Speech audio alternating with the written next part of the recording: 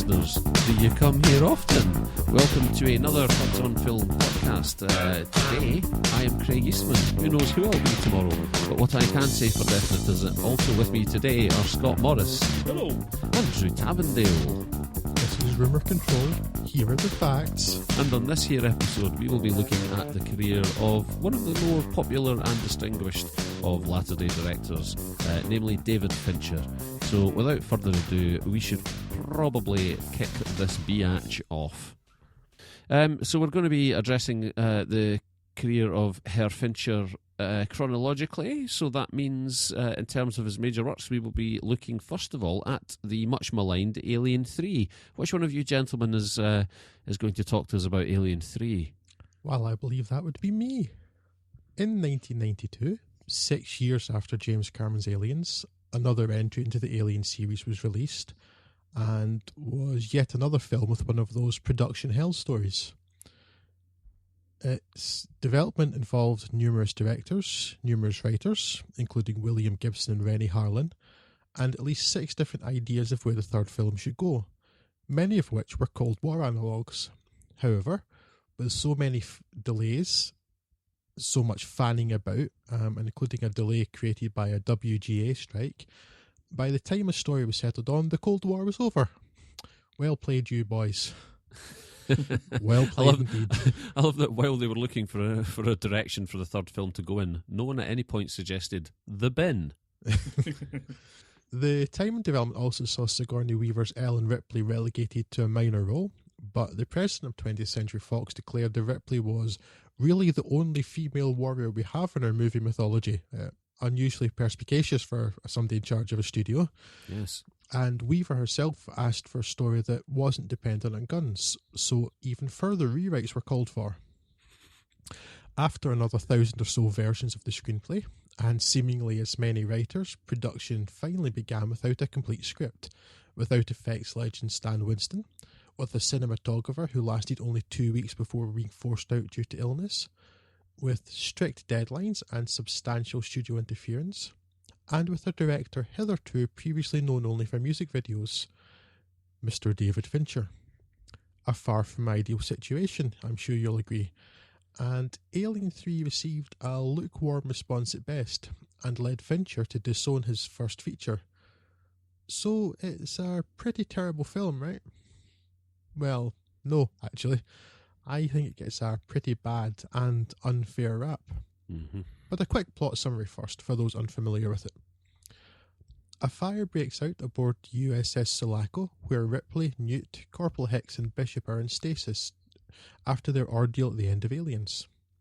The computer launches the stasis tubes in an escape pod, and the pod lands on Fury 161, a penal and work colony full of violent, antisocial male criminals. Either through the crash landing or the fire, Hicks and Newt die, and Ripley is told that she is the only survivor. This, of course, is inaccurate, as there is a facehugger also on board, which soon attacks an inmate's pet dog, and once the gestation period is over, bye-bye Poochie, hello terrifying alien hunter. In a manner similar to the original Alien, the single creature begins to stalk the surviving inmates and pick them off one by one, causing fear and tensions in the population, and requiring that these violent, brutal and antisocial men work with each other, and Ripley, in order to kill it. There's a slight knot in this plan though, in that the only person with experience and skill facing the aliens, Ripley, turns out to be host to an alien queen embryo.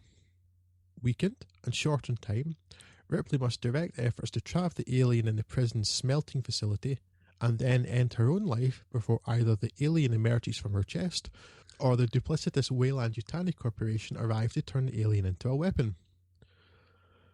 Alien 3 really didn't get a great response when it was released, as Fincher's disowning of his own work would suggest, and I in fact remember not being enormously enamoured of it at the time, but I was 13 and was many years away from having my critical faculties fully developed.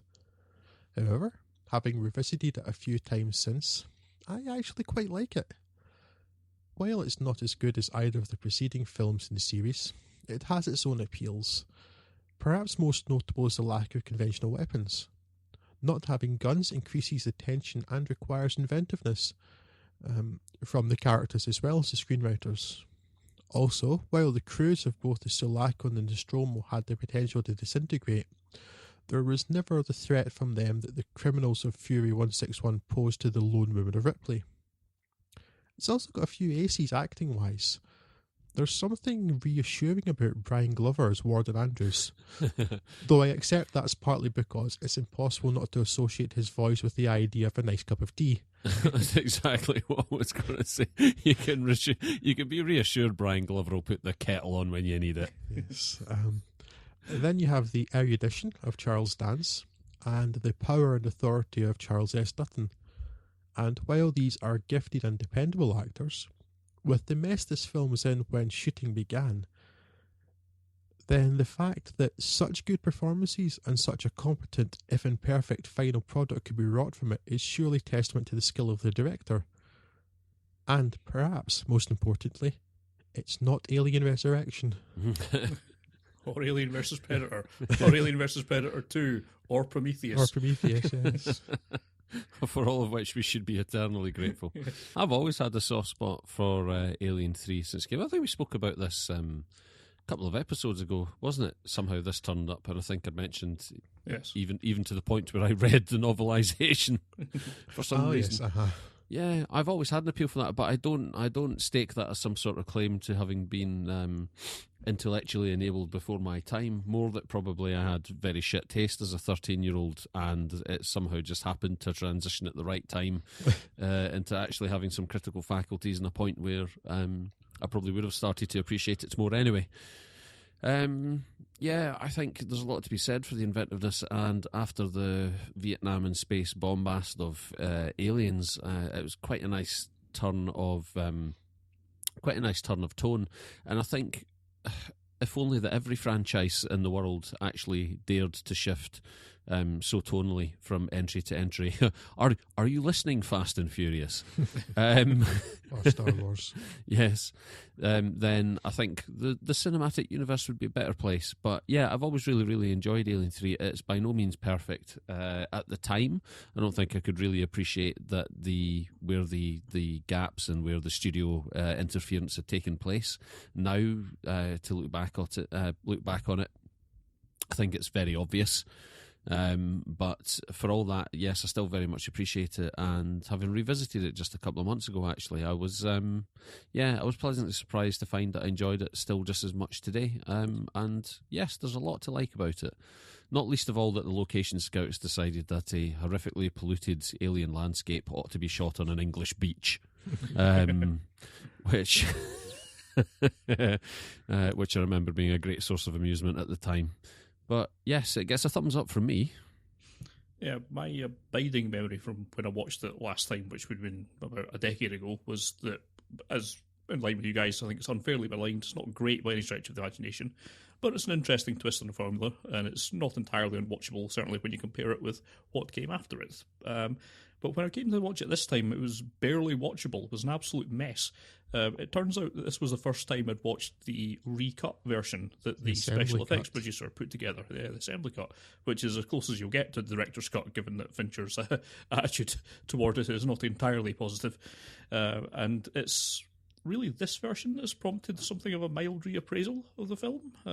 If you look around, you'll see people kind of giving it a bit more plaudits this time through, which is baffling to me because it's significantly worse. It inflates a running time with scenes where nothing of any interest happens. I think it was supposed to be trying to fill out some of the cultist characters, which, well, at least I think that was the intent, but they don't. It's really just them sitting about talking and not really adding anything to it. Not add about 30 minutes, Scott. It's a pretty substantial chunk, isn't it? I still haven't watched the assembly cut. I was going to till Scott told me he'd watched the assembly cut and it was awful. So. I think it's much worse. They've recut a lot of the action with some really laughable video toaster-esque CG graphics that would have looked bad in 92 and just terrible if that's what you're thinking the best you can come up with now given any sort of budget. It was really quite bad, and it changes things for no good reason. Like they rather than it being a dog alien, it's a cow. All right. It's like, why would you change that detail? What possible difference does that make? It's absolutely pointless. So it just It's Beef always makes a difference, Scott. Yes, just inflating the running time. So personally, I think you should not watch the assembly cut. It is longer, but adds very little. I think there's maybe one extra scene of dialogue with between Charles Dance and Sigourney Weaver, which is quite good because it's just nice to see them riffing off each other. But it doesn't really tell you anything more than you got in the film already. So I don't think it's actually all that it's cracked up to be. I think the theatrical version is far superior than the one that you should be watching. And yes, other than that, I concur with you boys. I think it's far from great, but it's certainly very watchable. An interesting twist on it. Ganz interessant. Shall we move on then to 1995's Seven, which I think is probably fair to say the first of Fincher's films that really caught mainstream attention, certainly with the public. Yes, or say 7N, as it's infuriatingly stylised. So makes no sense at all. Much to his distaste, grizzled veteran detective Somerset, Morgan Freeman, is teamed up with a largely idealistic, naive, hot-headed Detective Mills, Brad Pitt, on the cusp of Somerset's retirement.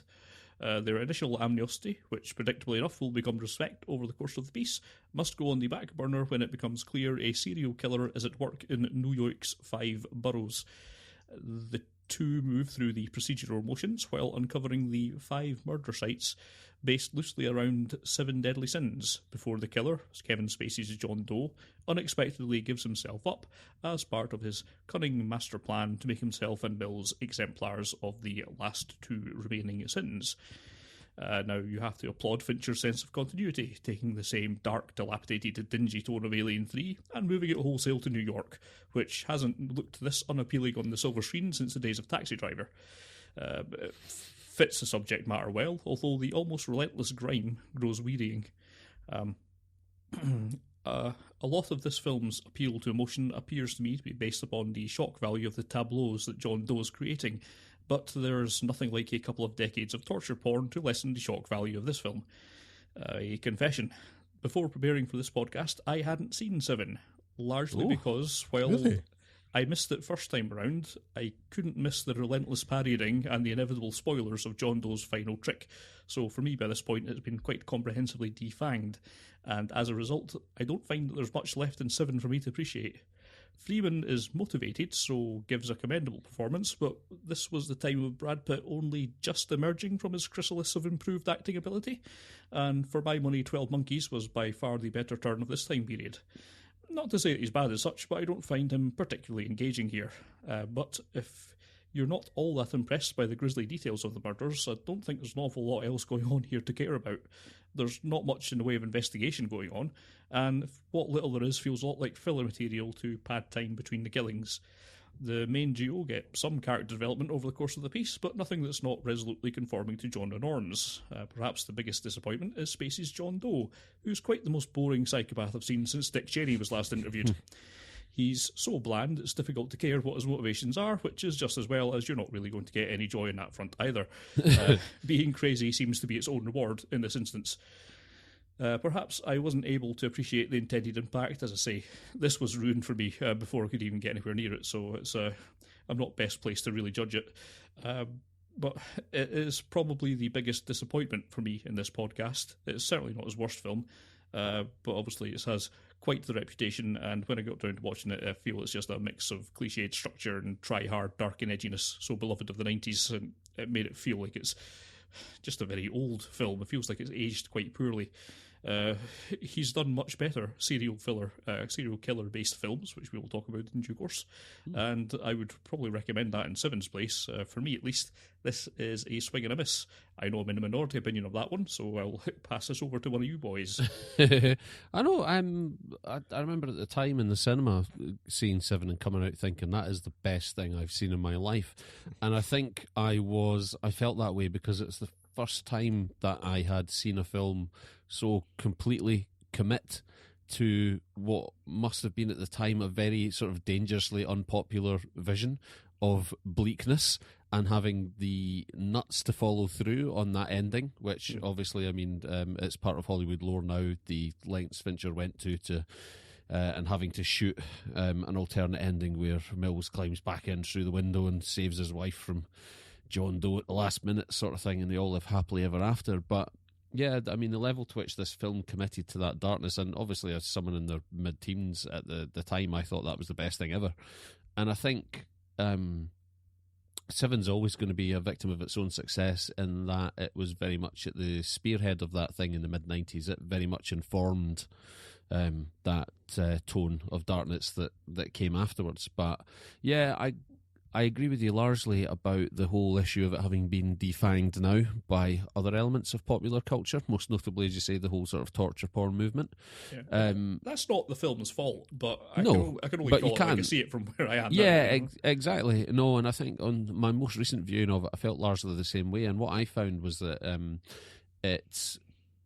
if it works successfully as anything now, because no, I didn't enjoy it, and I don't think it's weathered as well as we might have hoped. If it succeeds at anything tonally and atmospherically, I felt it still remained a pretty good exercise in that whole sort of Raintown aesthetic. It's visually, it's right up there with Blade Runner in terms of sort of a alluring awfulness, but. Yeah, I mean, it's still an interesting piece, and I think it's still very notable for the way that it committed to its vision. And yes, my abiding memory of it will always be coming out of the cinema on that first viewing. But time has wearied it, unfortunately. Although, Drew, I don't know, you may feel very differently. It's not wearied for me as much because I have indulged in very little of the whole torture porn genre. Never interested me. I've never seen a Saw film, for instance, so I've not really been subject to quite so much of that. I just really like this film aesthetically. I like the Raintown. I mean, I don't know, it doesn't actually say in the film, I think, where it is. It's all shot in Los Angeles. It always looked to me more like Baltimore, but I don't think they ever say where it is, but just it's Raintown, USA. Mm-hmm. I like the look of that, and kind of get hooked in the mystery of finding the people and trying to find out who John Doe was. I agree a little with Scott about Kevin Spacey being a little bland, particularly when you remember in that very same year he was also Verbal Kint in The Usual Suspects, which everything pales in comparison to. Yeah, I don't know. I don't have much to add to what you two have said, though. I like the film. I like the performances. It's maybe not aged as well as some of his other films, so as you say, it's an entirely acceptable thriller. I think, it's always going to get a pass because it gave us Gwyneth Paltrow's head in a box. No, that goes for a lot, really, yes. Yes, especially since the advent of Goop. Gwyneth Paltrow's head and a cardboard box in a dance as old as time.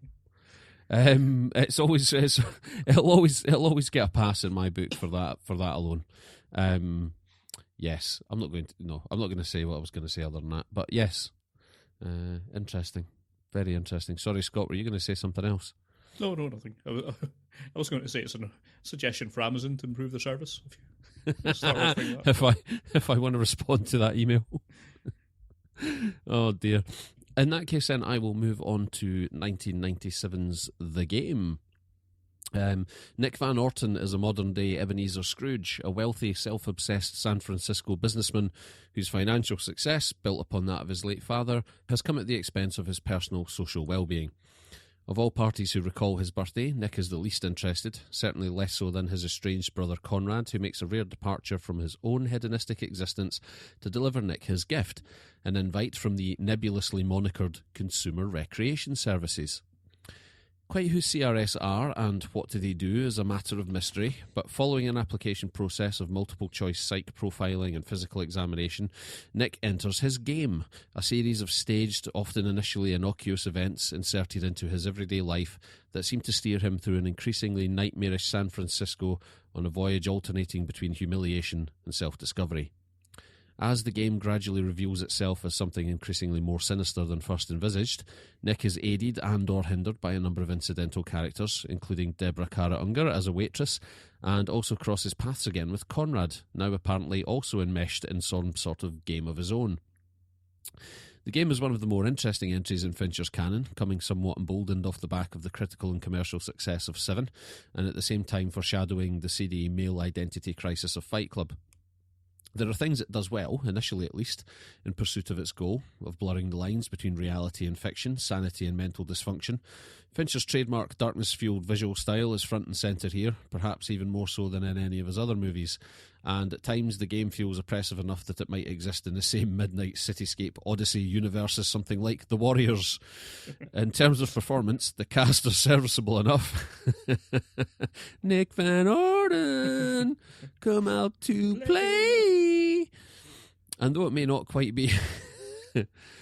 In terms of performance, the cast are serviceable enough, and though it might not quite be peak Douglas, it does plot a point on a definite upward trajectory toward Wonder Boys and Traffic. Living somewhere between the end of a mahogany boardroom desk and a leather armchair in an otherwise empty mansion, Douglas's Van Orton is a convincingly miserable sod, consumed by emptiness, whose only company comes from The Help and an endless stream of TV news business updates. The script hints at the influence of Nick's tragic past. A birthday meal beneath a covered plate turns out to be a burger, perhaps the favourite food of a man denied much of his childhood. And we are primed to expect much symbolism around the significance of Nick's 48th birthday, being that on which his father took his own life, though ultimately little, if anything, comes of it. The weakest link is Penn, whose unconvincing histrionics somewhere around the middle reel suggest he probably wanted an easy couple of mil and a long weekend in San Fran, having gone round the twist with Oliver Stone for U-Turn. By and large, though, the players do as much as might be expected in servicing a plot that rapidly spirals into absurdity. The game's only real misstep is that its reach so thoroughly and needlessly exceeds its grasp, and unfortunately it does so to such a degree that any presumption the filmmakers may have had regarding their audience's ability to suspend their disbelief proves woefully misjudged and, ultimately, a death blow. There's definitely an entertaining and thought-provoking movie somewhere in here, but so thoroughly entangled is it with the movie's reliance on increasingly convoluted plot contrivances that it has somewhat had the life choked out of it. Initially, Nick's encounters with the influence of CRS upon his world are stretched, but within the ballpark of audience goodwill. By the time 2 hours have passed, however, we have seen any number of engineered situations where the only conceivable outcome for Nick is certain death. And yet, time and again, in such situations as being trapped in a sinking car, Nick has the presence of mind to remember the one item improbably enabled by CRS to allow him to escape unscathed and continue along his deranged narrative. If the peril rings untrue, then it's certainly backed up by the outcome of Nick's ordeal. As an audience, we are expected to believe that this cold, self-absorbed and bloody-minded businessman would react to his life being so flagrantly jeopardised on so many occasions in any other way than to immediately sue every motherfucker in the room. I was going for murder, but Sue's close enough. Instead, we are presented with a miraculous moment of clarity from our lead, a placid, unquestioning acceptance of 48 years wasted in pursuit of success, and an immediate desire to follow Deborah Carrot-Unger's character, presumably toward a new, more fulfilled life. It is asking far too much to accept these contrivances, and the likelihood of their outcome, and while I admire Fincher and his screenwriters the courage of their conviction, I also call bullshit on their ridiculously broken internal plot logic. While I by no means detest the game, in fact I still kind of like aspects of it, I did find this, my first viewing since it was first released, far less forgiving than I had expected. And my more developed adult faculties infinitely less able to set aside my concerns around plot. In the end, it's all a little too silly, really. I'm not going to outright advise you to avoid it, but I can't necessarily recommend the game much beyond an interesting waypoint in Fincher's career. And unless you're just being incredibly polite, I think some of your laughter I interpreted as agreement. I really am struggling tonight. I'm inventing words. I interpreted that as broadly agreement, but I may be wrong. Can you dig it? No. You're right. No, we can't. It's bad. It's a really stupid film. And I was this is the other real disappointment for me in this podcast. Another film I hadn't seen, but I'd heard enough people saying, "Oh, it's a rewarding, twisty, turny thriller thing." If by twist you mean just silly things that someone wrote that make no sense. It keeps twisting in one direction, and that direction is towards. Yes, no, didn't like this at all. As I say, it stretches credibility way past suspension of disbelief, and I just could not care much of it, particularly the ending. Absolute cop out. Yes, it's doing its best in its defence to hide how silly it is with the pace of the thing, which is pretty breakneck, and you don't really have a lot of time to dwell on the omnipotence that the company has, but it just can't move fast enough to escape gravity, the gravity of rational thinking. Yeah, not good. Didn't like it. I don't regret watching it, to be honest. I suppose in the kind of mechanics of filmmaking, it's a rather solid reference on Fincher's CV, but as a story, it's garbage. It keeps stopping to explain stuff that it shouldn't have bothered, and it frankly can't. There was the bit, I don't remember it from the first time round, but there's a bit where he turns up at the house of Deborah Kara Unger's character, who I can't remember her name now, the waitress, but he turns up at her house, and then CRS agents turn up. Christine. He turns up at Christine's house, and then a van full of CRS agents turn up and start shooting the absolute shit out of the house, and debris is raining down around them. I mean, the house gets absolutely perforated. And then later in the film, in the sort of climactic rooftop scene where she's trying to talk him out of just wailing on everybody with a gun, she's trying to explain to him, no, when they came to us, they were firing blanks. No, they weren't. Your house was getting shot to pieces. It's also partly the police. Yes, you're trying to you're issuing alternative facts. You're lying through your teeth. They weren't firing blanks. I saw it with my own eyes, and it wastes its time trying to explain that stuff. It's bizarre. It would work in the context of fantasy or dream logic or something like that, but as a straight story, it just doesn't fly. So you mentioned their fantasy and dream logic, and they do with Scott mentioning the crazy omnipotence of CRS. They seem to be able to control effectively the entire city. On a level where, I mean, he ends up in Mexico at one point. They operate on a level where governments would have to be involved. Yeah, it's if this was something like a setting like Dark City, then it could work, and that is basically the only time. I, like Scott, had never seen this before a few months ago when we were preparing for this podcast. And likewise, I had heard several good things about it, possibly from yourself, Craig. I know you hadn't seen it for a long time until recently. I certainly remembered it as being better than this. Yeah. And I watched this, and I genuinely hate this film. It's, for me, comfortably the worst of David Fincher's films. And it goes back to what you said towards the beginning of your... I was going to say screed, but that sounds like I'm dismissing what you're saying as something horrible. That's not what I mean. No, I can't think of the word. And it's the sheer number, even like within the first 20 minutes, the sheer number of things that could go wrong that have to be explained or just have an incredible amount of suspension of disbelief. And the taxi scene, which you mentioned, is the one that really gets me. Yeah. You're driving a car into a harbour. There's so many things that could go wrong with that.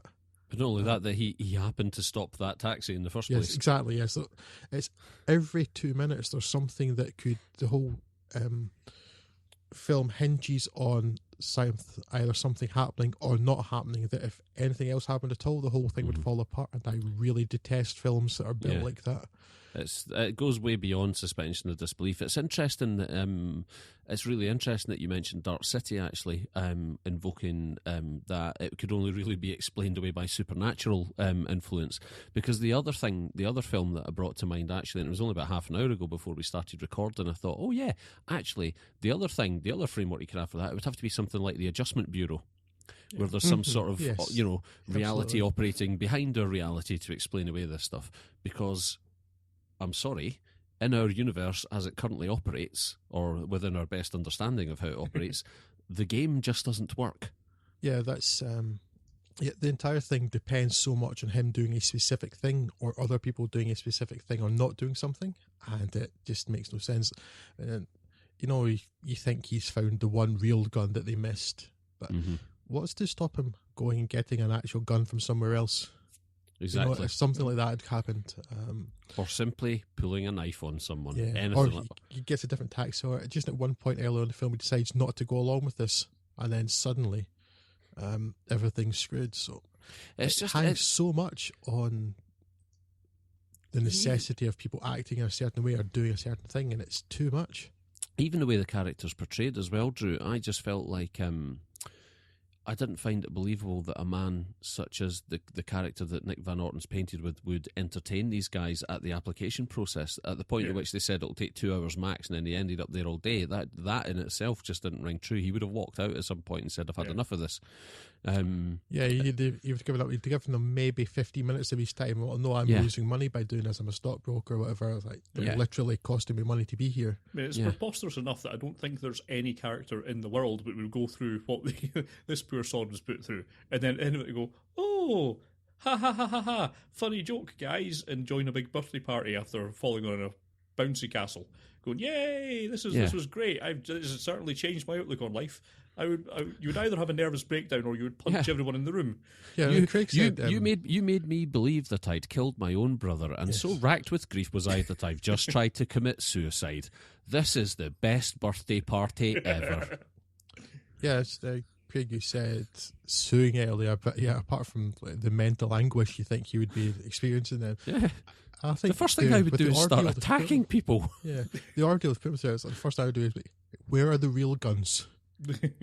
Use are people going to die? It's literally the man's been psychologically tortured to the point where he's tried to commit suicide, and it's some sort of reward. Oh, my days.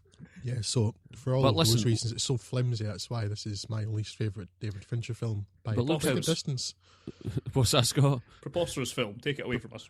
Yes, take it away from us. But look at the discussion it's engendered. So, yes, worth it for that alone. So we're going to move on to something that I think is probably safe to say it's going to be a lot more popular with people. Drew, you are going to talk about the Mighty Mighty Fight Club. Well, having said that, should you really talk about Fight Club? Oh, it didn't take long to go down that route, did it? No, it didn't. Okay. Deal with it.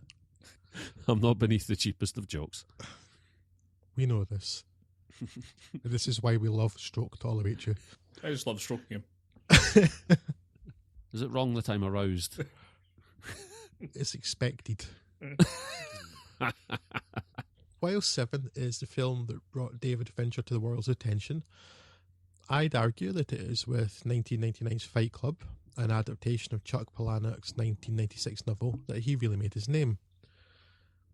Edward Norton's narrator suffers from chronic insomnia, but his doctor refuses to prescribe him anything to treat it, suggesting instead that he visit a cancer survivor support group to see how relatively easy he has it.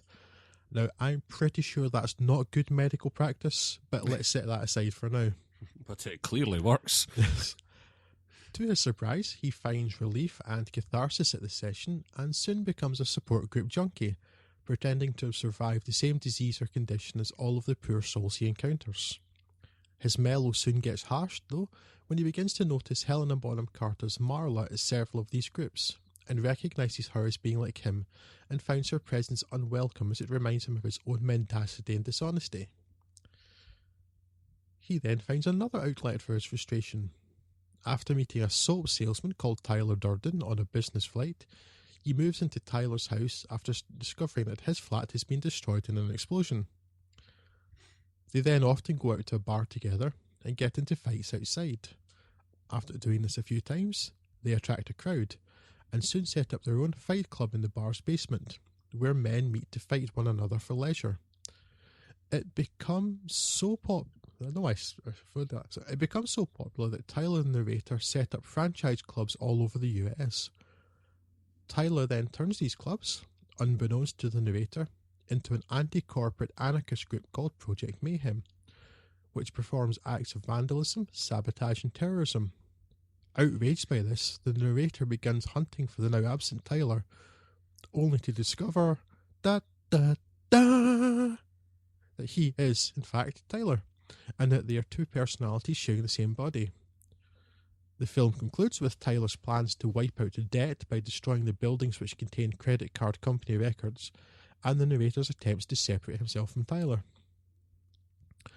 This is a film that didn't do so well in the cinema, but is another film that gathered a cult following on home video. And could you just say how depressing it is that a film that took over 100 million at the box office is, considered a failure and a cult classic? It's a strange label to apply to something that's taken that much money.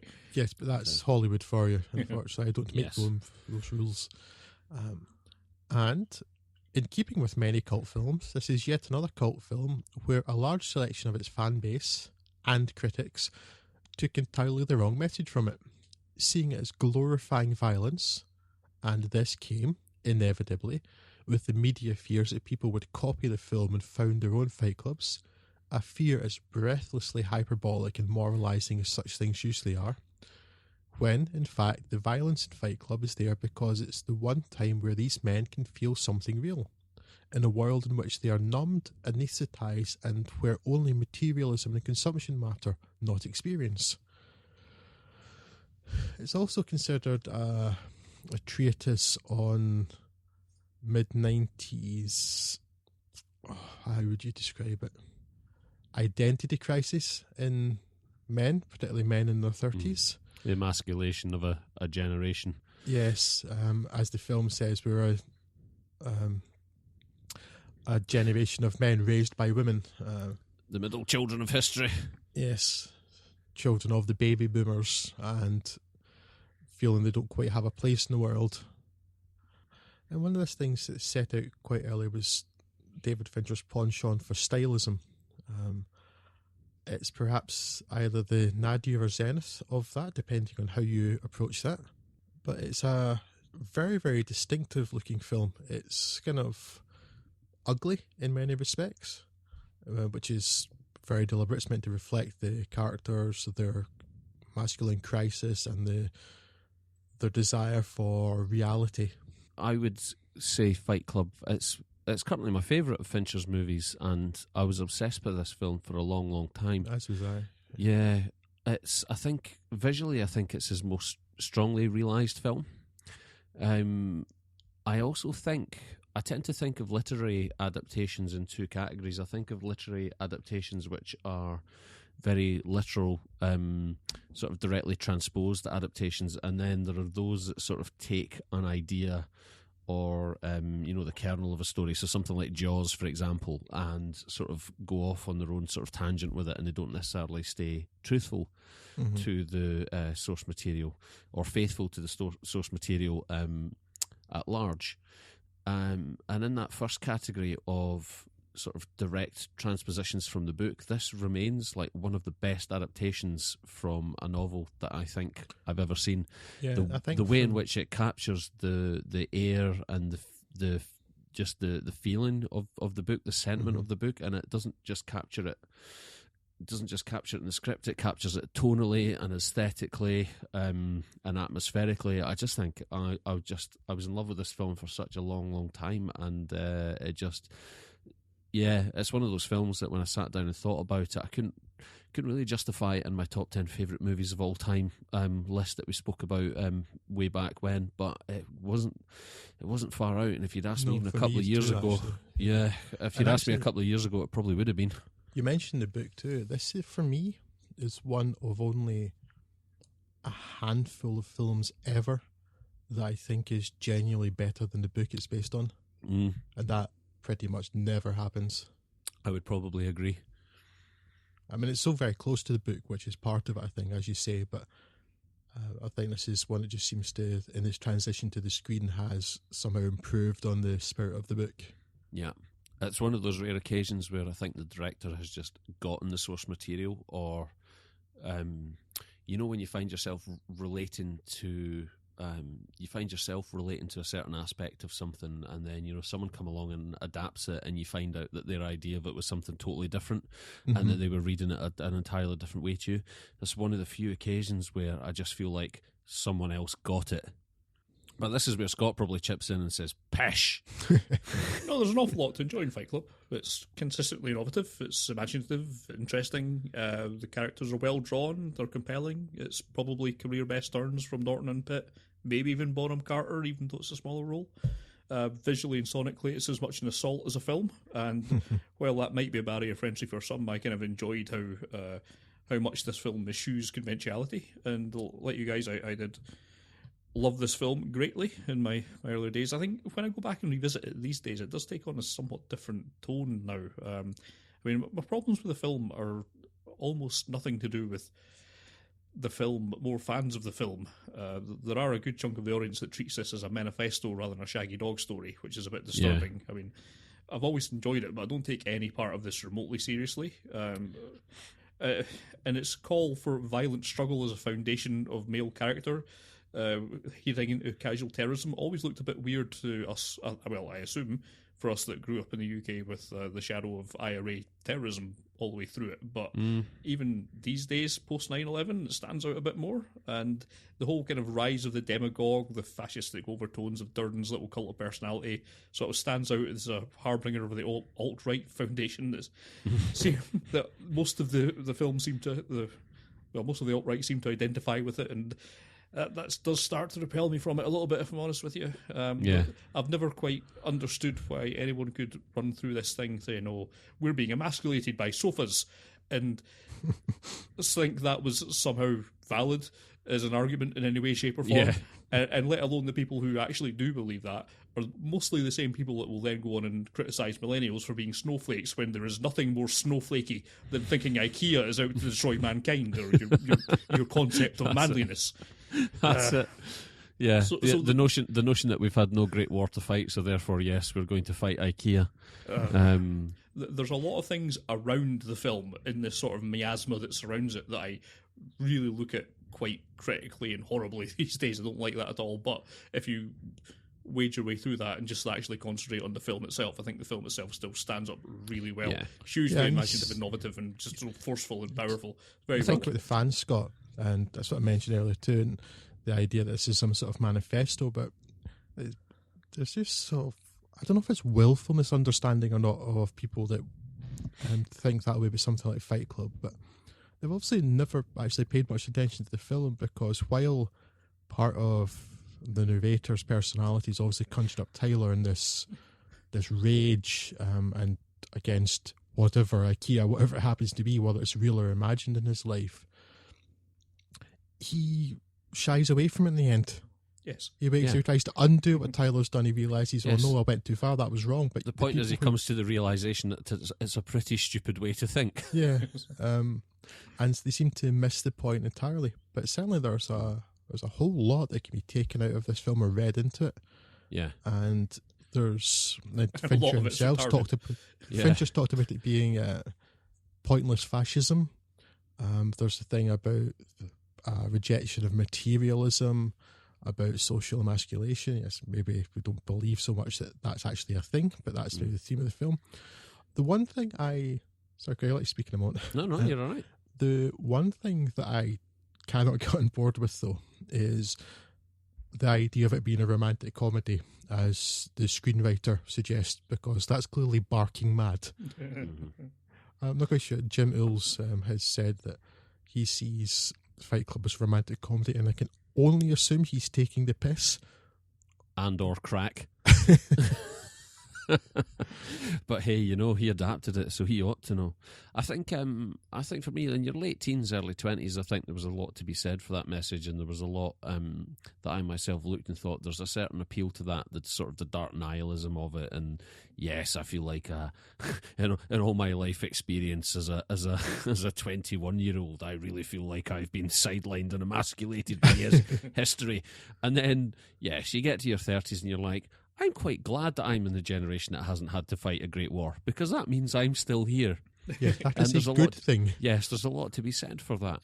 But I mean, if you take it in the spirit it's intended and you understand ultimately what the message of the film is, it still holds up remarkably well. And I still, I'll talk about it a little bit later, but I mean, Fight Club's probably still currently my favourite of Fincher's canon.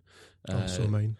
Yeah, but I have a feeling it may be supplanted by something else. But as I say, we'll talk about that a wee bit later. But for now, let's talk about possibly my least favourite Fincher film, Panic Room. Scott.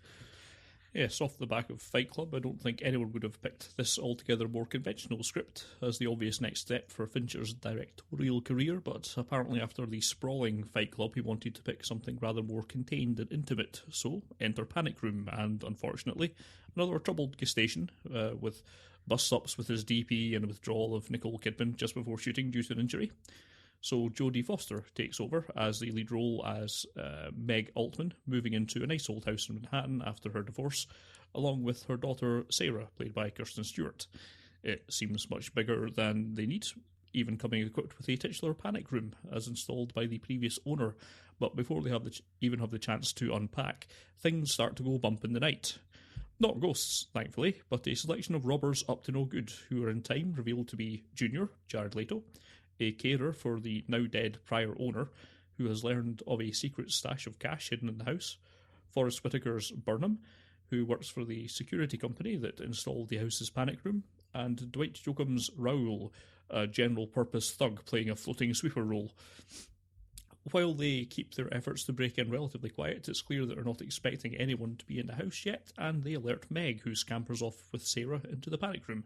Normally a good plan, but the mystery treasure these lads are after resides in a floor safe inside that room. And so while they set about finding ways to flush them out, Meg and Sarah try to find ways of attracting attention to their plight, with a somewhat artificial clock being put on things by diabetic Sarah's falling blood sugar level and the missing insulin injection. Glucagon, not insulin. If it was insulin, that would make her extra dead. It's glucagon. Thanks, Drew.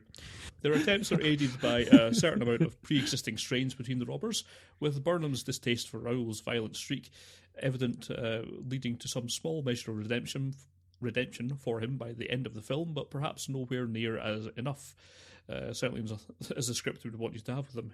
I mean, he is still a thief at the end of the day, and as Markers for Humanity go, administering a life-saving injection to a dying child rather than, well, not, isn't much more than a baseline.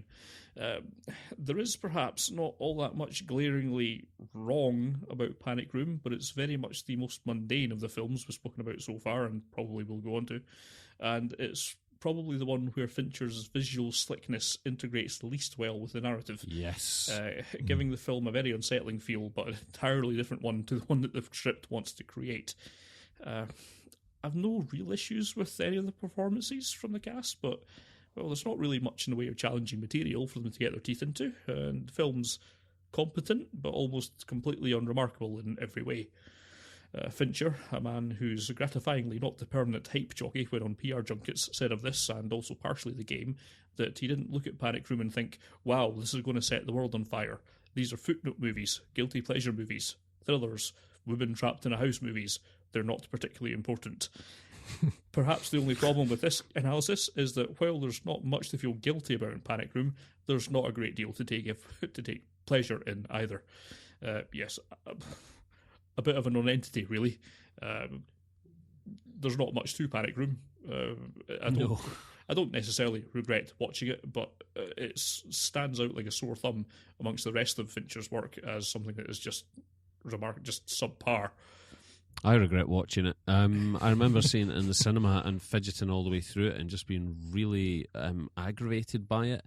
I'm interested, you touched on one of the points that I wanted to mention, Scott, which is that I feel like Fincher has really had to work to crowbar his sort of technical flourishes in here for the sake of it, and they really stick out. You know, the impossible camera shots like up through the floors and through like banisters and stuff, and I'm like, is that necessary? No. I feel like I don't feel like this is most assured work, and I feel it's a little bit immature in that sense, that he was still kind of a little bit in love with some of his trademark aesthetic touches and felt he had to put them in. And I think it might have been a better film without them. I also think the characterizations, the portrayals, I don't pick any two characters in this film and I don't buy the interaction between them, whether it's Jodie Foster and her daughter or any of the members of the gang. Especially the gang, I found that really sort of that interaction between them quite strained and unauthentic. But I can't really put my finger on any one thing that wound me up. And what annoyed me a little bit about that interaction with the gang is that it does seem like they've just put a Craigslist post out for "Would you like to rob the house with me?" rather than them having any sort of any sort of history or understanding of each other. I came back to it and I watched it and I thought, do you know what, I'm going to give it a fair go because maybe I knew enough other people, because I mean the movie commercially was a success, right?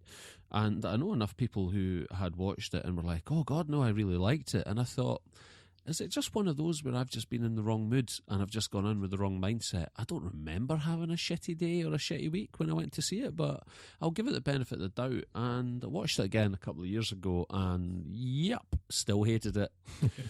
I can't really qualify exactly what it is. I put my finger on it. I really just don't like this film. I don't feel that any particular, any two aspects of it hang together properly. I don't find it a realistic scenario, not in the same way as the game, but I still find suspension of disbelief is sort of called upon a little bit too readily. And yeah, it's not a film I'll ever come back and watch again. Yes, I think the suspension of disbelief there too.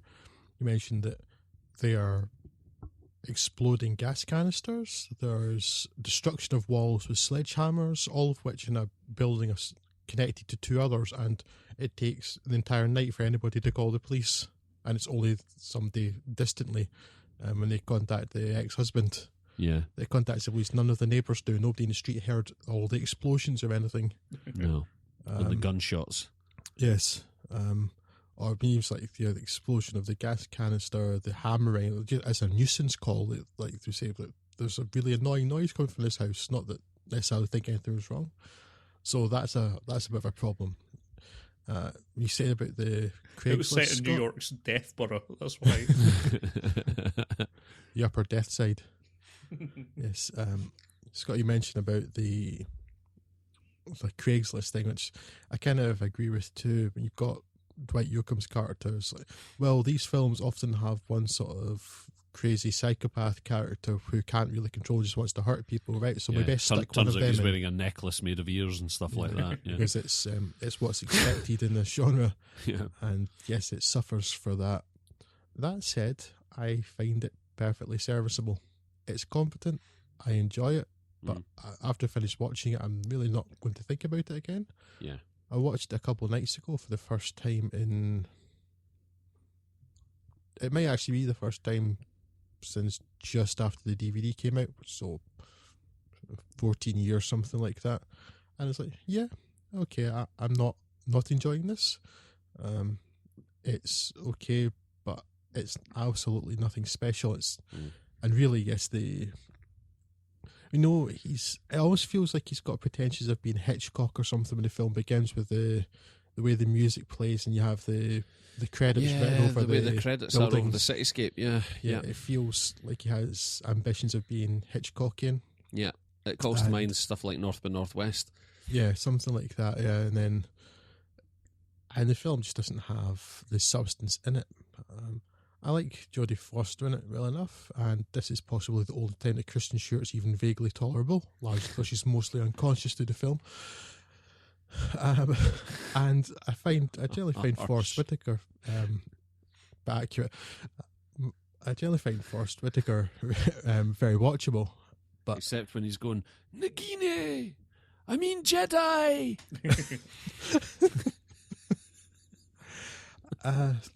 But yeah, I don't know, it's competent, but not exciting. Yeah. That's the thing, is I'm prepared to accept that I'm maybe just wrong, or it's maybe just not the film for me, because I know enough people who feel at least that way about it, Drew, if not like more positive about it, to just think, you know what, it's just one of those things, this film's not meant for me. Very possible, and that's fine. But there's certainly, I think it's hard to argue that the stylistic flourishes feel out of place. I mean, do we really need a shot where you see the inside of the elevator while Jared Leto's outside of it? I understand what an elevator looks like. It wasn't really adding much. I'm capable of imagining both the inside and the outside of an elevator simultaneously. But thanks for visualising it for me. You've confirmed my suspicions, David. Yes, and then shots to the wall, which kind of ambiguous, I felt, actually, when Jodie Foster's creeping up and Dwight Yoakam and he's standing behind the door with his pistol pulled out and like, right, well, I am 90% sure that's like a cut through to show that instead of using a different camera angle to show from the other side of the wall, but it doesn't half look like there's just like a bench or something in there and he could actually just look out the other side of that pillar and see her. Yeah. It's kind of badly done, that, I think. Yeah. So yes, it's It's a serviceable thriller. I don't regret watching it, but I would not be in any particular hurry to watch it again. And I think it's more competent than the game, because while there are some issues of suspension of disbelief, the whole film isn't going to fall apart because of so many of them. No, it's less egregiously so in this instance, right? Hey, so let's move on then to 2007's Zodiac. To this day, nothing much captures the popular imagination like a serial killer, especially so one who evades justice. Of those few notable examples of murderers who remain anonymous to this day, one name towers above the rest, that of the Zodiac Killer. Operating in San Francisco from December 68 to September 69, the Zodiac Killer was responsible for 5 confirmed deaths through that period, though they may have been responsible for disappearances dating back as far as 1963. The killer became part of the zeitgeist mainly through a series of cryptic encoded notes with which, presumably he, taunted the San Francisco Police Department and local media. Needless to say, the killings have inspired all manner of cultural references across movies, music and literature, among the latter of which Robert Graysmith's book Zodiac is one of the preeminent examples. In this book, written by a former cartoonist at the San Francisco Chronicle, that forms the basis for David Fincher's film of the same name, a detailed though somewhat artistically embellished account of the efforts of the SFPD and local Chronicle journalists to trace the identity of the serial killer. It is the movie's concern with the procedural aspect of the investigation and, in particular, its effect on the lives of those involved in the hunt that most sets Zodiac apart from other examples of the genre. While we do witness several of the confirmed murders taking place, details of the killer himself are obviously thin on the ground, and rather than spend time on idle conjecture, both Graysmith's source and Fincher's movie busy themselves with the facts that we do know, those of the aftermath. The action here focuses on a period between 1969 and 1975, if I remember correctly, opening with the attack on teenagers Darlene Ferrin and her boyfriend Mike Mageau. Ferrin succumbed to her injuries, but Mageau survived, and 1 month later the Zodiac sent the first of his letters directed to the staff of the San Francisco Chronicle, landing on the desk of crime reporter Paul Avery, Robert Downey Jr., and piquing the interest of cartoonist Graysmith, played here by Jake Gyllenhaal. Initially reluctant to take Graysmith seriously, Avery begins to share his information with the cartoonist when he cracks the coded letter, and soon the pair become obsessed with the hunt for the killer.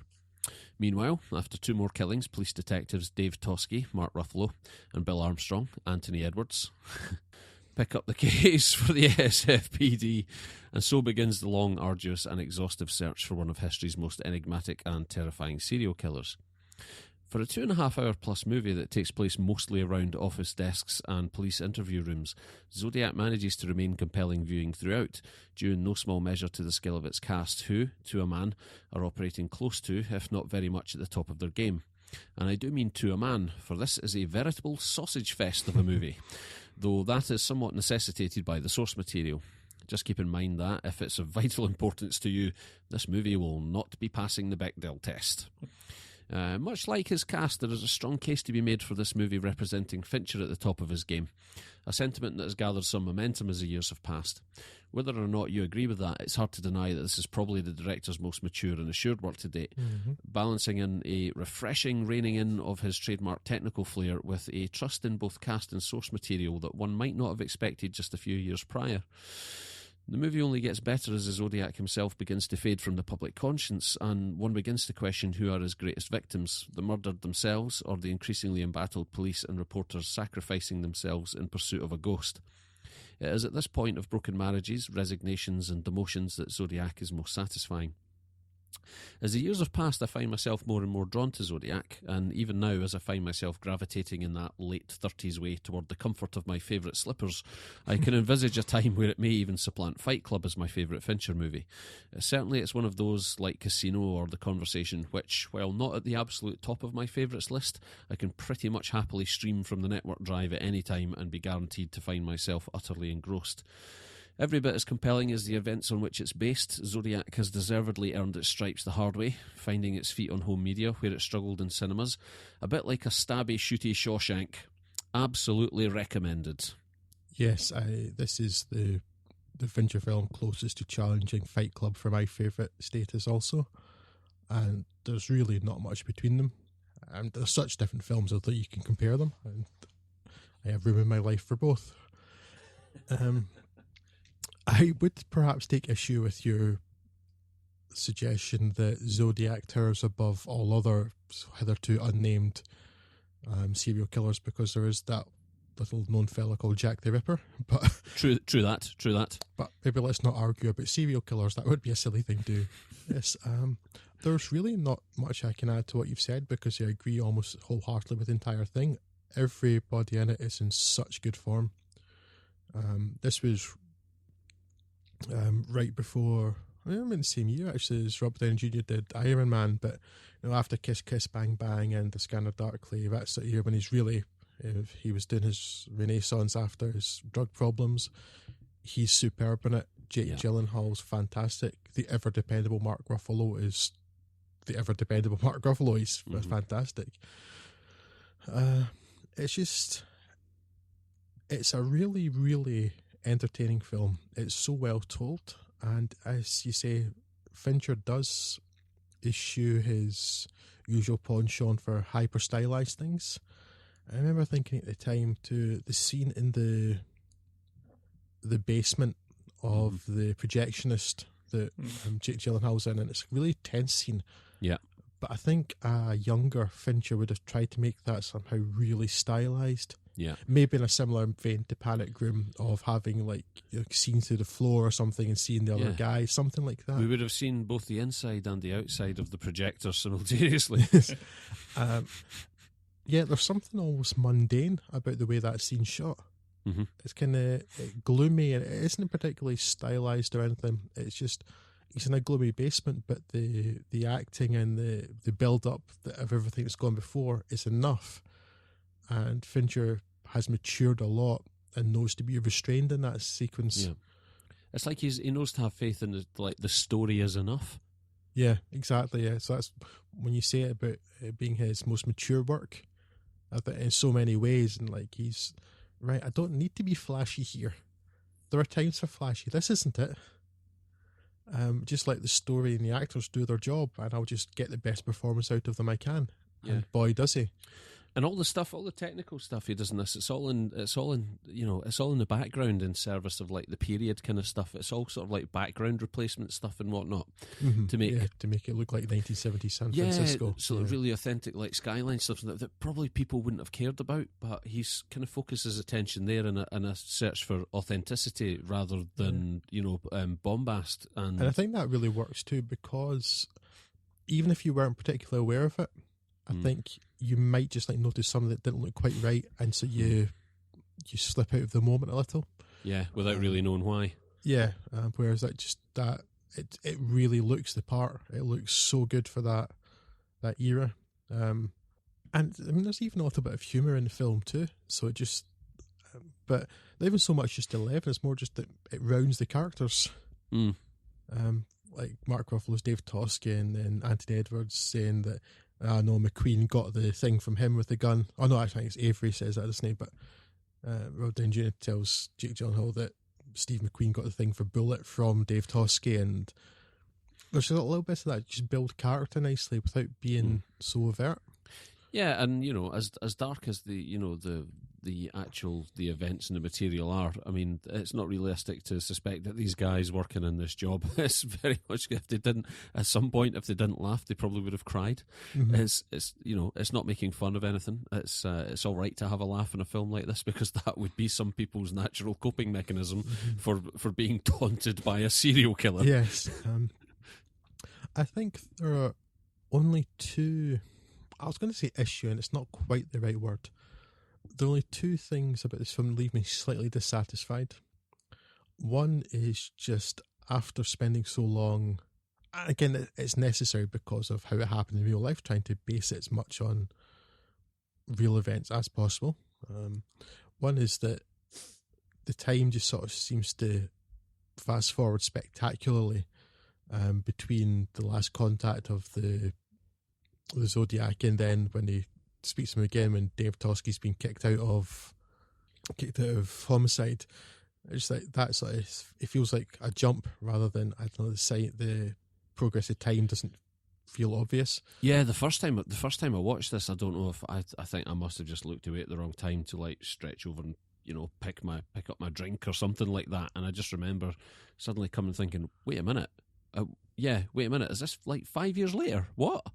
But I didn't have that problem. I didn't have that problem, from second view and onward, sort of thing. But because you knew it was going to happen, though. So. Yeah, there is a danger that if you're not paying attention sort of closely, you can the time frame of it can slip away a little bit, and I think you probably might miss some vital stuff. But that aside, yeah, I would agree. So that small point, and the other thing is simply the ending, but that is not a problem with the film or the writing or the direction. It's simply a problem with reality, and that they never caught him. And that's when they do so much investigation, and they're like 99% sure it's that Lee guy.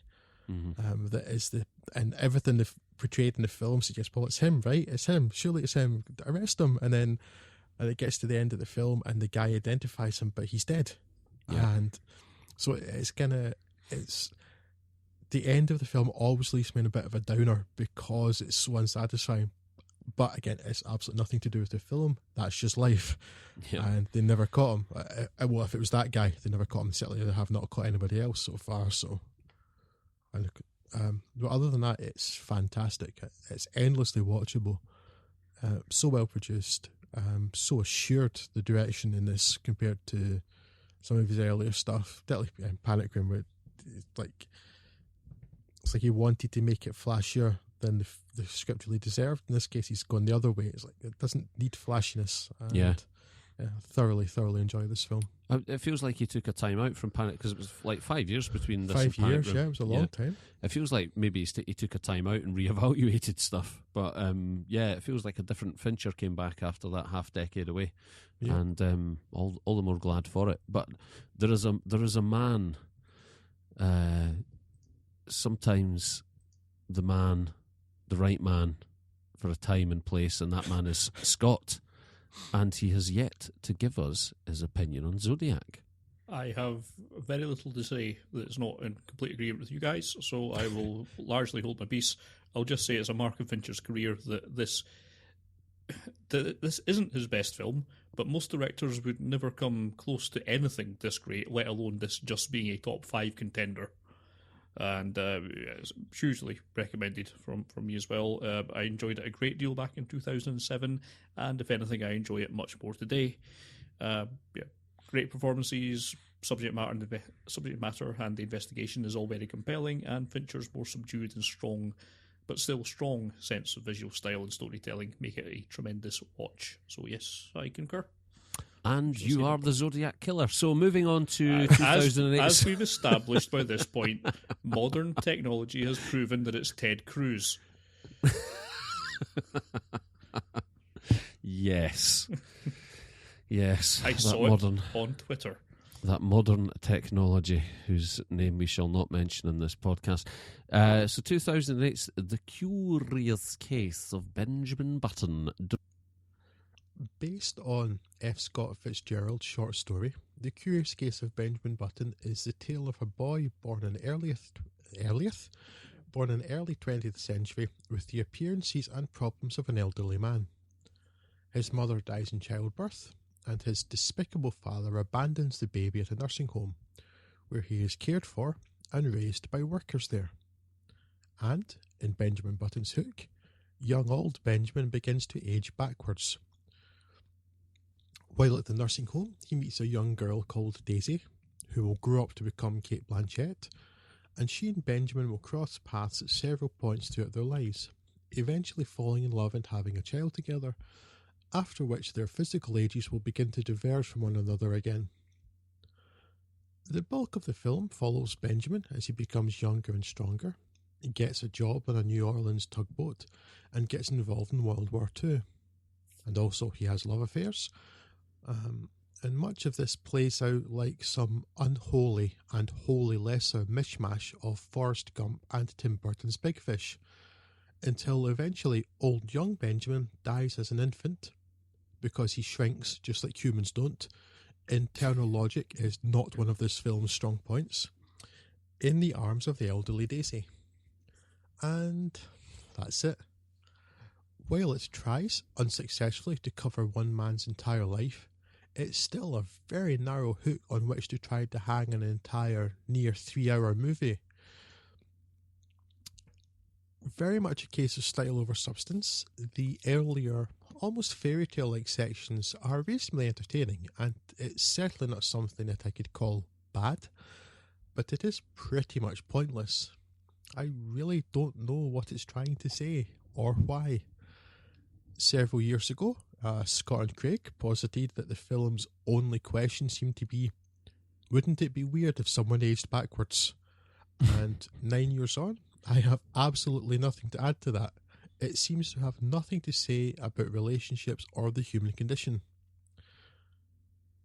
Now, to be fair to Brad Pitt, he is generally pretty engaging and watchable throughout as the titular Benjamin, even though he is saddled with acting against a particularly bland and insipid, and at times downright annoying Kate Blanchett, and levels of interest in and enjoyment of the film and the presence of Kate Blanchett on screen have an inverse relationship.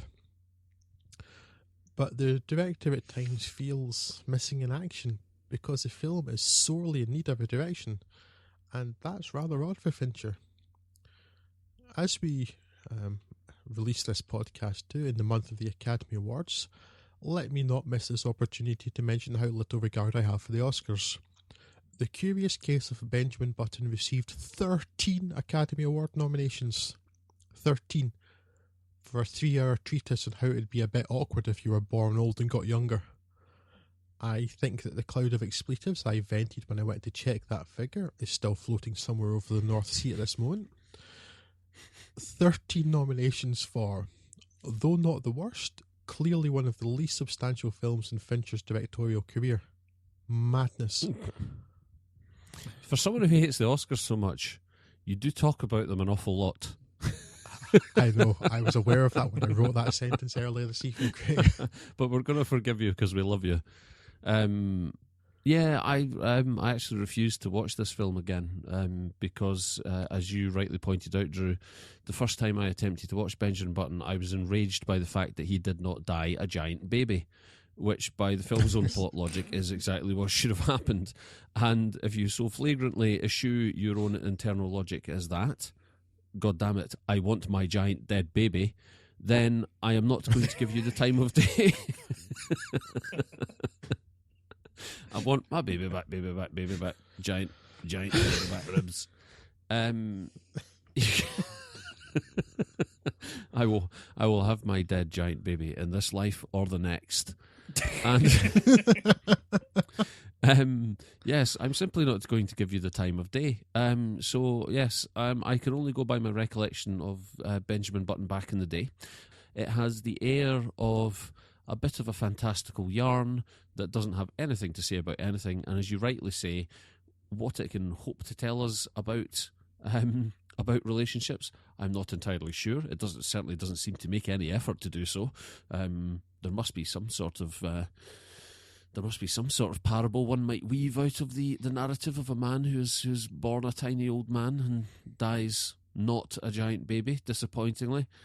But it's certainly not present in this film, and yes, there you go. So while I very much actively did not enjoy it the first time round, because I did not have the courtesy to watch it again recently, or specifically for this podcast certainly, then I don't feel it's particularly fair to comment on it, because the other films I have at least given some sort of second chance. This one I have not. Benjamin, we hope you like Jammin' too. I did give this a second watch, despite having thought about it not an iota since 2008, and now, as then, it's... I don't think it's unenjoyable watching it ask its pointless, stupid question with no answer. But as anything other than a shaggy dog story and an excuse to flex some CG muscles, there's really nothing to this film. I would say one thing when you talk about it having so many Oscar nominations. I think it's probably deserved them. There's clearly an awful lot of work put into most aspects of this film, apart from it having any sort of point. And I just can't get over it not having any kind of narrative point to it. Yeah, technically it's a fair old achievement. Yeah, I mean, it's a really well put together film with no purpose whatsoever. And I cannot extract that from the rest of it, and that is really why I think this is the least of Fincher's works, probably. It's, despite having the most outlandish concept of all of Fincher's works, including Alien 3, it's also the least interesting and enjoyable of all his works, including Alien 3. There's just nothing here. It's all about Flyaway, and I watched it a few months back now, actually, and I thought this was roughly entertaining. I wasn't particularly annoyed by any of it, but it has no point, and it's very difficult to really recommend it as anything other than just a way to spend some time, and there's much better things you could be doing with that time. So one that definitely could be given a miss.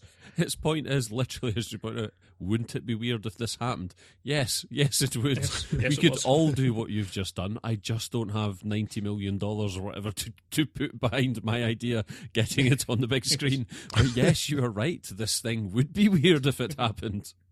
Now, where's my giant dead baby? Not weird in any particular way, just generally weird. Oh, dear. Fair play. So we are, in that instance, going to move on to something which I think we could probably all agree is certainly a good deal more successful in a number of respects than Benjamin Button, and that would be The Social Network, Scott. Yes, how could it not? Aaron Benjamin Sorkin is someone ripe for covering by himself at some point in this podcast series. The American screenwriter famed for his sharp dialogue, left-wing political readings, and author's viewpoint insertion, and also his apparent inability or unwillingness to write female characters. He's also rather dismissive of this internet thing, viewing the greatest tool humanity has invented for communication and dissemination of knowledge and ideas as a bad thing, for reasons he's never been able to properly define, apart from it not existing in the 1940s, which is clearly what he thinks America's ideal society was. An odd choice, perhaps, to tell the story of a site that for many people is the internet, Facebook. This matters less than you'd expect, because the existence of a company that in July 2016 hit a valuation of $350 billion, with analysts suggesting that it could hit $1 trillion, is a footnote in this, let's politely say, speculative look at the dynamics between the company founders, the influencers that come with their success, and the people who claim that their idea was stolen. Said founders, of course, are Mark Zuckerberg, played here by Jesse Eisenberg, and apparently straight up stolen as the characterization for Batman vs Superman's Lex Luthor, and Andrew Garfield's Eduardo Saverin, the business end of the Zuckerberg's hot new site, the Facebook, the social network that I'm sure you're at least passingly familiar with. In the early days, it seems it was largely similar to its current incarnation, but was limited to students at Zuckerberg's alma mater, Harvard University, spreading out amongst the hoity-toity Ivy League universities before lower-class scum such as us could sign up. Often framed as depositions in the respective court cases, its two main flashpoints are Max Minghella Divya Narendra and Armie Hammer's dual-wielding Winklevosses, Cameron and Tyler, claiming that Zuckerberg stole their essential idea for the site, and Saverin's claim that he was screwed out of his fair share of the business, largely due to marginalisation, after Zuckerberg went all starry-eyed after meeting Napster founder Sean Parker, played here surprisingly well by modern-day crooner Justin Thunder Timberlake. Veracity aside, and framing Zuckerberg's entire enterprise as a means to reconnect with a barely touched-on girl, Rooney Mara's Erica Albright, is one colossal pile of veracity. It's a much more interesting tale than this capsule review of coding and depositions would have you believe, in no small part thanks to Sorkin's gift for snappy back-and-forth dialogue that's more aspirational than realistic, but no less enjoyable for it. All of the leads prove well up to their tasks, with crisp delivery and believable characterisation, although particular plaudits plus played Plu Pleisenberg, who I don't believe I've seen better from. Fincher gives another masterclass in pacing, and his style again merges seamlessly with the narrative rather than tripping over it. I remembered this as being my favourite film of 2010. A quick check actually revealed that to be Inception, but it's a pretty close run thing, and given how much I love Inception, spoiler warning, I really love Inception, there are certainly few films I would recommend as highly as this. Yeah, it's I can't disagree with anything you've said, Scott. It's the idea of why he created Facebook, and then it coming to the end where he's waiting on the response from Erica Albright. That just feels unnecessarily and manufactured. But pretty much everything else is really entertaining. He's Sorkin has shown in the past with the things that that he can speak and I can't.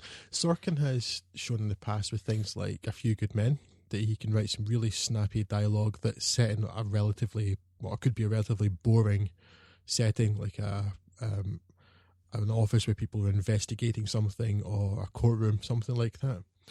All of that's on show here, and it's delivered so well by Jesse Eisenberg. This is his career best performance. And everybody in it's just on really, really good form. Fincher does have the pacing spot on. Again, as you see, doesn't let his style get in the way of telling the story. It's just the style's there when it's useful. And it's certainly one of those based on true stories events that largely has some people with the same name. It's about as close as it gets to reality. But other than that, it's a very, very entertaining,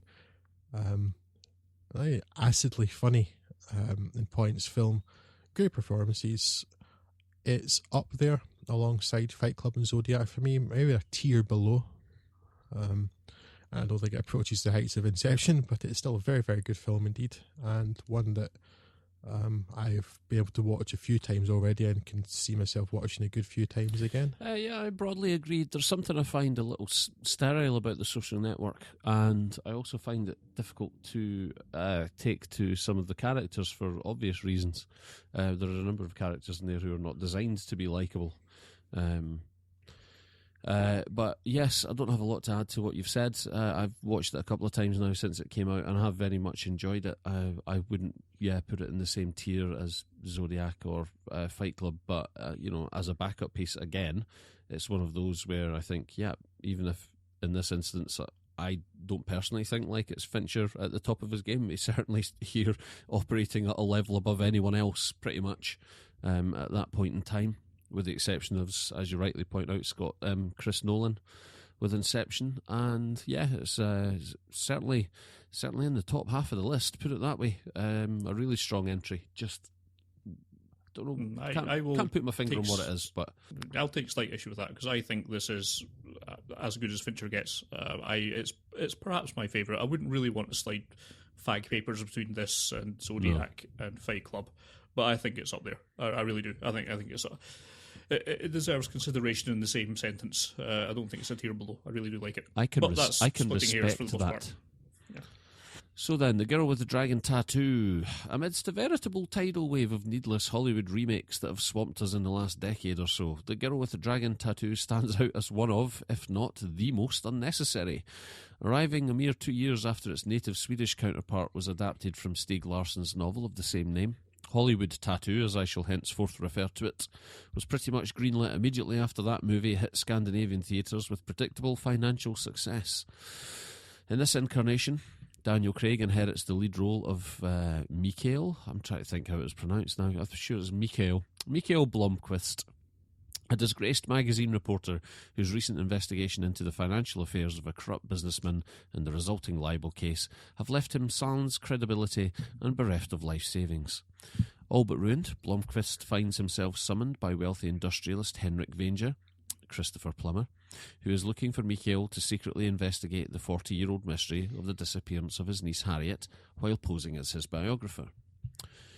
Venger's research into Blomkvist, why am I having such a hard time pronouncing Blomkvist, has been conducted by troubled Ward of State Lisbeth Salander, Rooney Mara here taking on the role that brought Noomi Rapace to international prominence, who is a social outcast and skilled hacker who comes complete with her own suite of personal setbacks, not least the sexual abuse she encounters at the hands of her care worker.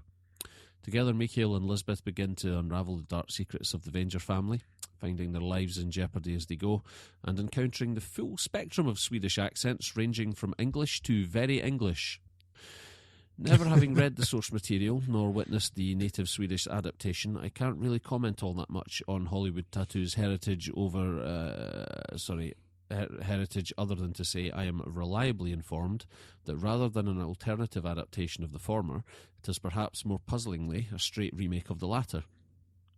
It's certainly very engrossing, in fact much more so than many recent remakes, and it's definitely both well crafted and paced enough that its unnecessary running time of over 2.5 hours doesn't actually feel all that much of a burden. Having said that, the only notable differences between the original adaptation and this are an English-speaking cast and a six-fold or thereabouts increase in budget. And the questions one must ask are A, why the studio bothered, and B, why Fincher?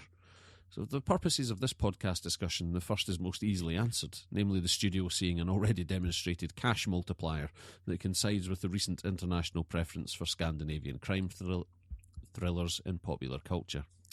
So far, so sadly predictable. It bothers me to this day, though, that a director so singular in vision as David Fincher ought to want for the job of remaking someone else's material, rather than returning to the source material for his own take.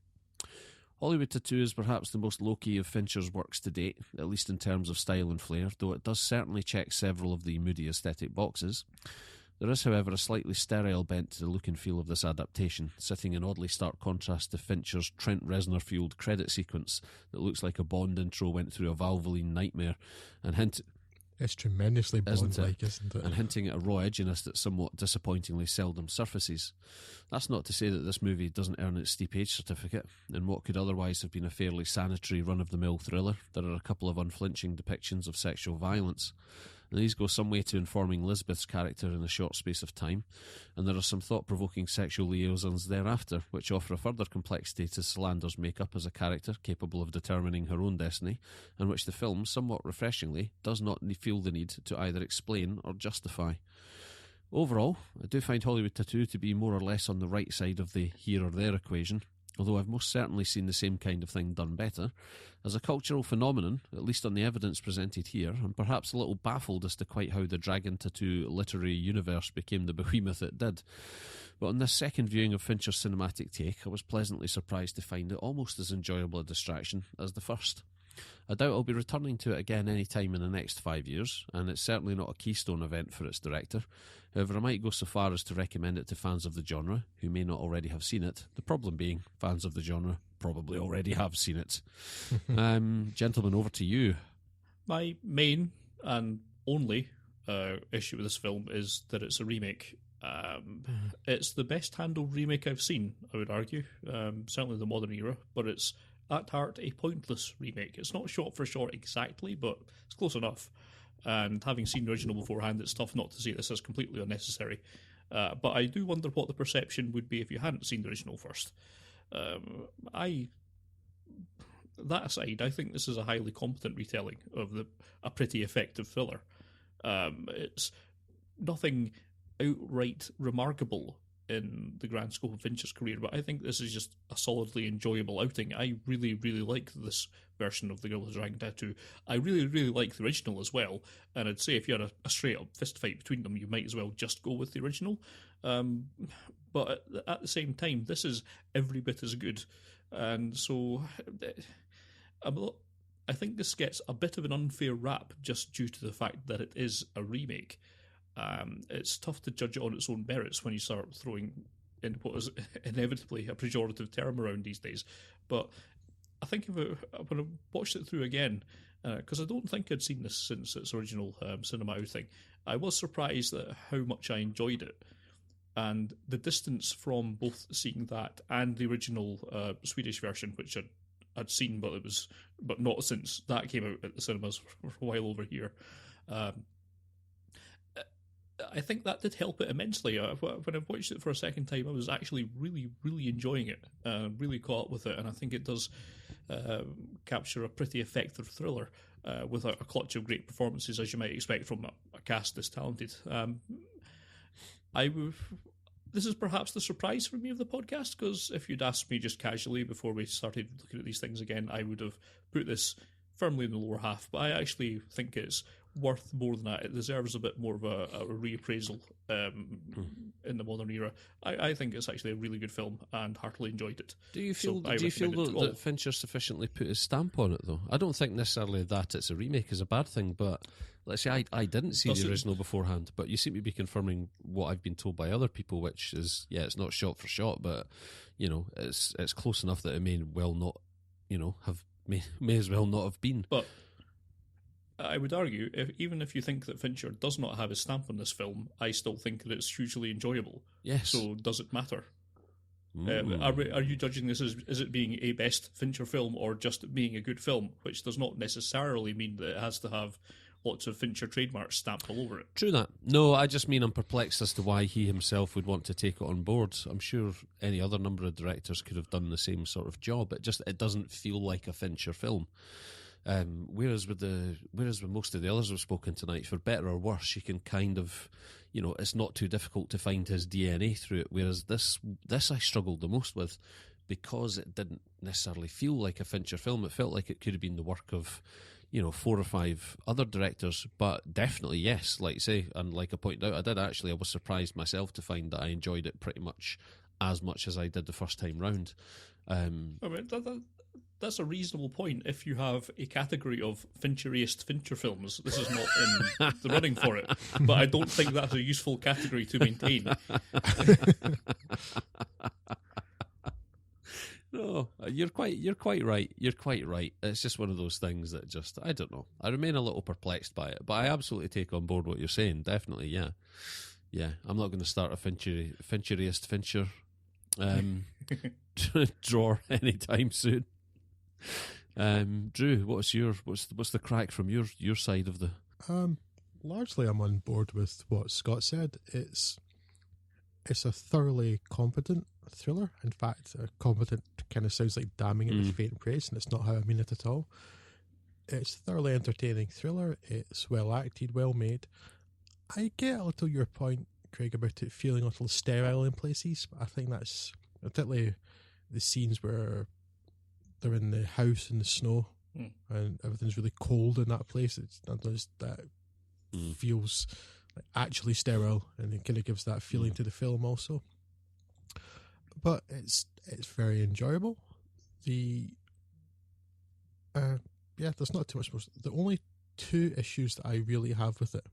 One is that opening sequence is a Bond opening sequence. And it feels sort of plays, it has nothing to do with the rest of the film. It's, we've got James Bond in this film. It Let's sets a copy tone it. that the rest of the film resolutely fails to adopt or live up to. Yes, it's so out of place, that opening. And it's, I mean, even without Daniel Craig in it, you would look at that and think, that's a Bond opening. But you have Daniel Craig in it, and it feels like it's a cash-in.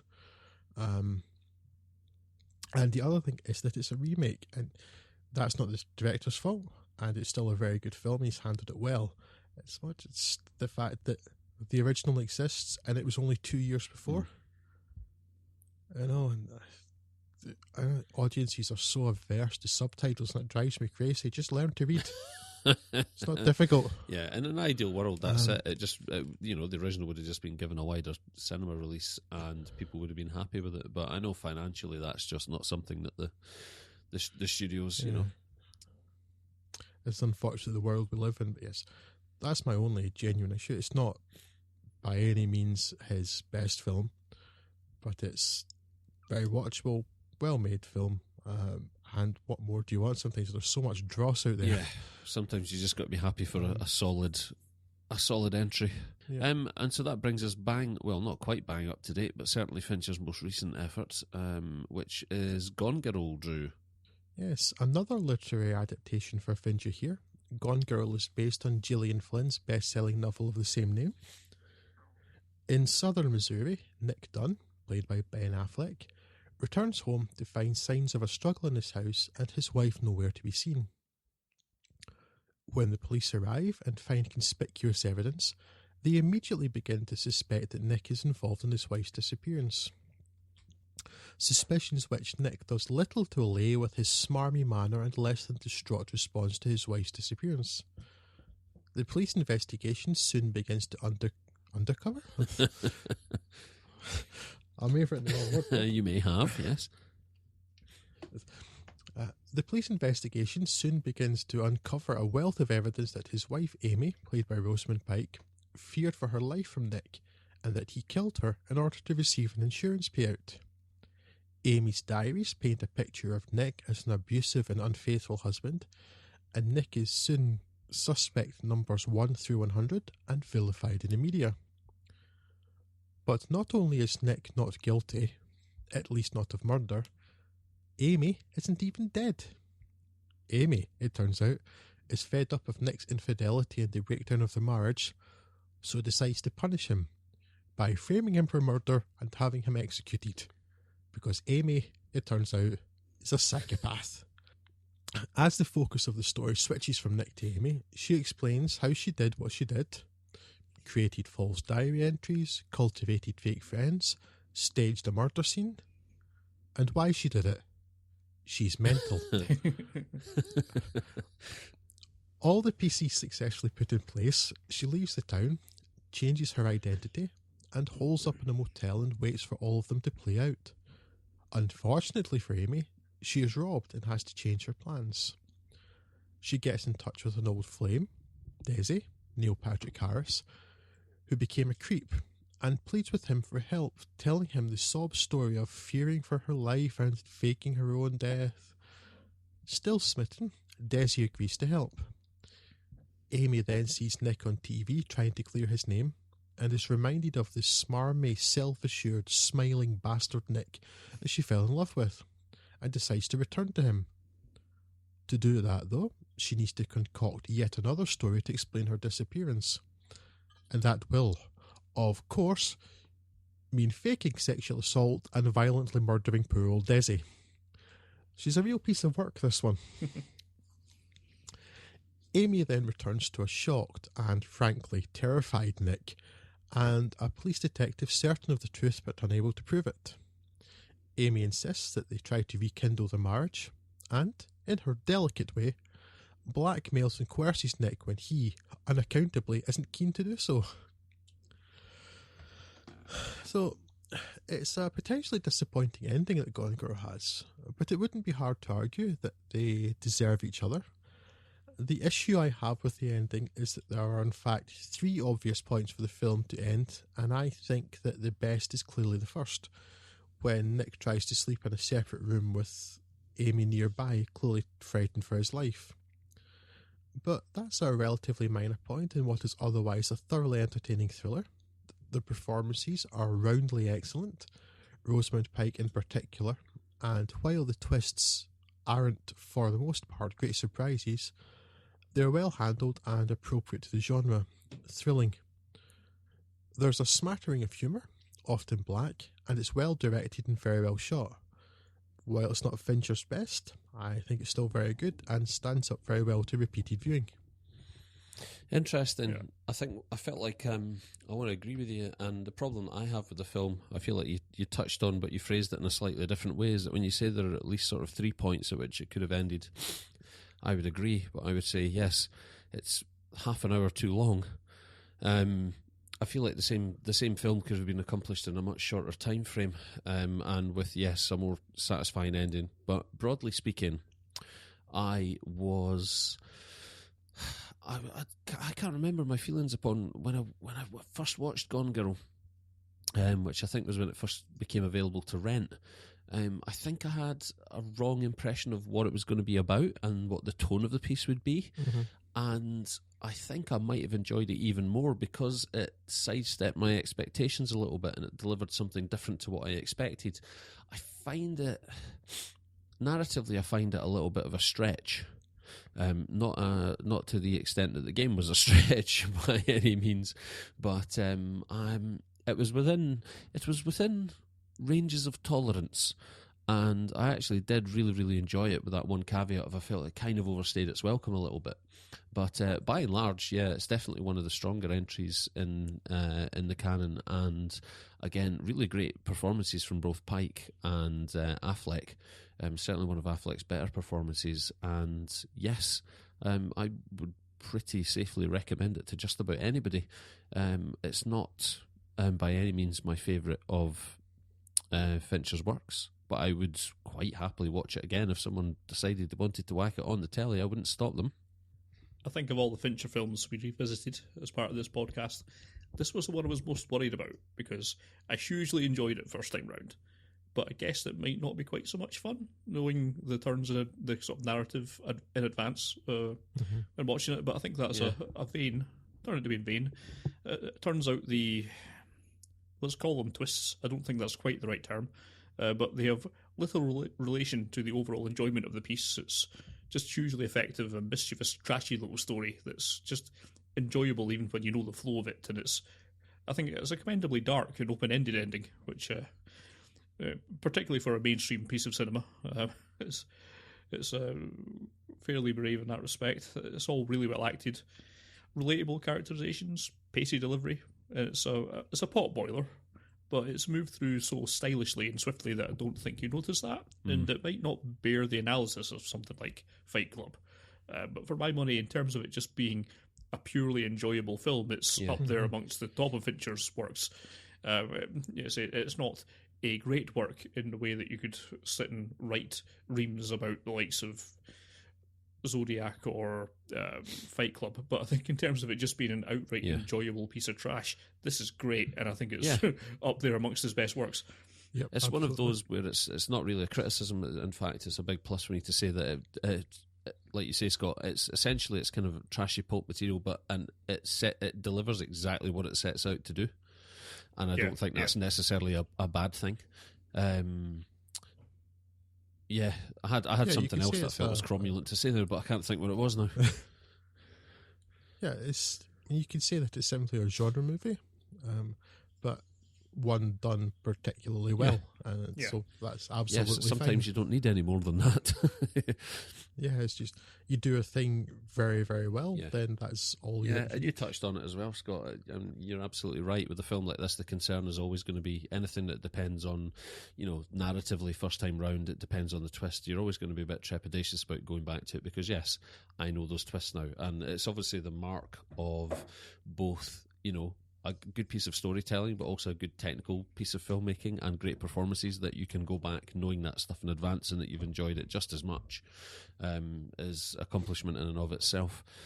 So, yes, it's, I think in its own quiet way, it's one of the more interesting Fincher movies, probably.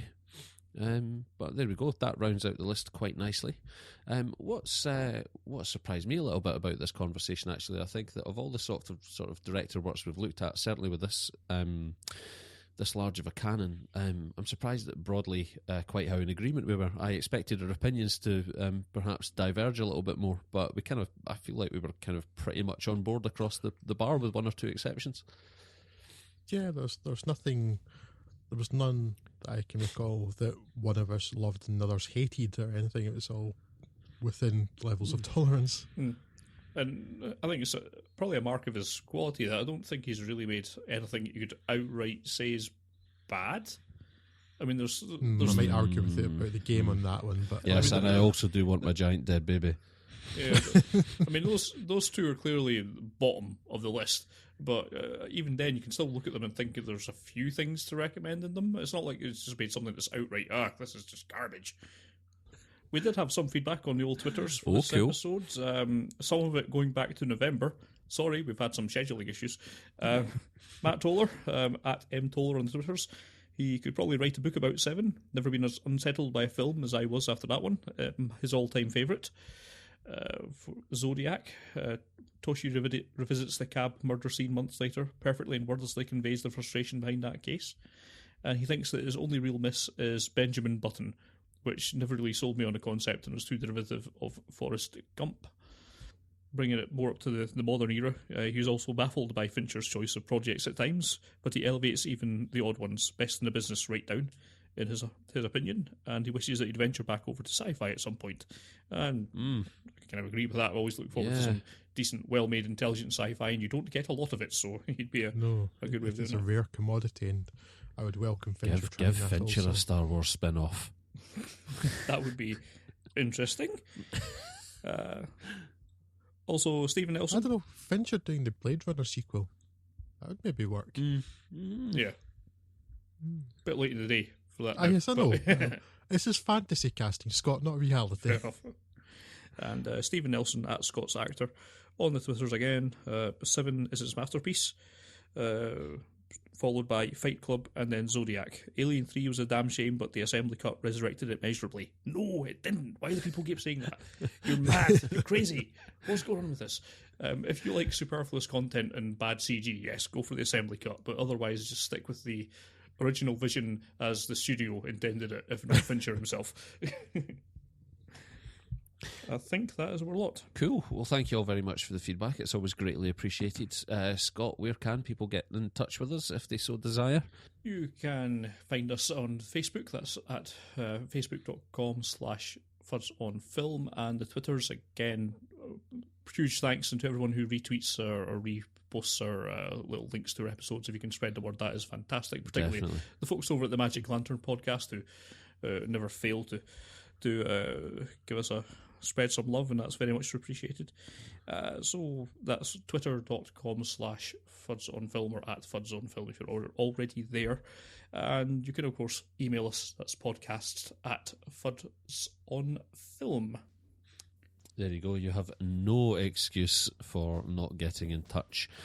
We will be back in 10 days with our compare and contrast episode looking at Capote and Infamous. However, until then, I was Craig, Scott was Scott. Goodbye. And Drew was obviously Drew. This is your life, and it's ending 1 minute at a time. Yes, none of your beautiful, unique snowflakes. Now, go do something far more productive. Bye!